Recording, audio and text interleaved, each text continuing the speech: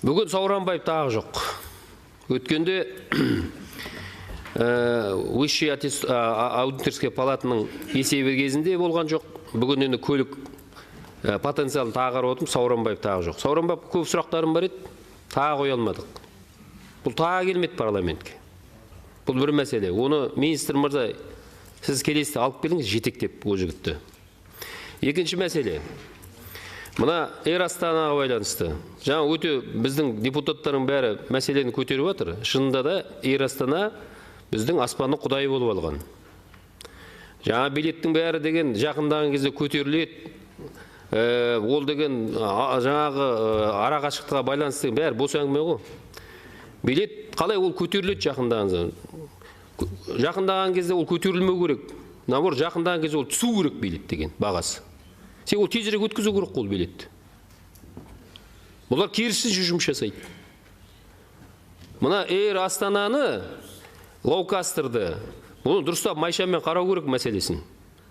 Қостыр мырза, сіз деген мына шаңыраққа қараңыз. Сіз осы мемлекеттің заңына бағынуыңыз керек. Біз Мұсабаев екеуміз 1 сағат кешіккенге 3% штраф салатын норма енгіздік. Енді қызықты қараңыздар. Мен 2 августте, 2 тамызда Эйр Астана кешікті, 12 сағатқа мекен, әлінгі дейін штрафын ала алмай жүрмін. Неге?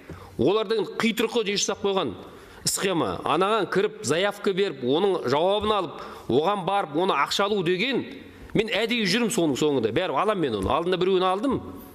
Енді қызықты қараңыз. Сол енді алатын болсаңыз, перепискаңыз, алған ақшаңыз сіз ешкімге жарияламауыңыз керек деп олар условие қояды.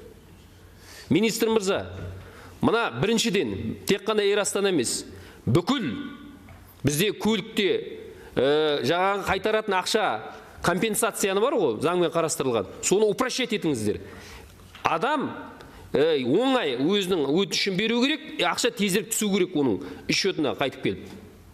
Бұлар өте қиын қылып қойған. Оның сайтын көрінген адам кіріп, оның ішінен жаңағы тауып алып, өтінішті жазып, оны кері ақшасын қайтарып алу, компенсацияны 3%-ді әр сағат сайын. Ол өте қиын мәселе. Тек қана компьютерді білетін, соның соңында ерінбей жүретін ғана адам оны қайтара алады ақшаны да. Әдейі істеп қойған бұлар. Кері байланыс қайда? Министрлік осыны жаңа қолға алыңыздар. Ол скатта да солай. Ол басқа жаңағы темір жолды білмеймін мен. Әуе жолында сондай өте қиын жағдай. Сондықтан біз көңіліміз толмайды. Екінші мәселе. Эйр Астананың бүкіл мультимедиасының көбі басқа тілде. Мемлекет тілде өте аз контент. Оны бірнеше рет айтып жүрміз. Оның орнына келтіру керек. Ол да үлкен мәселе болды. Ол біздің территорияның үстінде ұшып жүр ғой.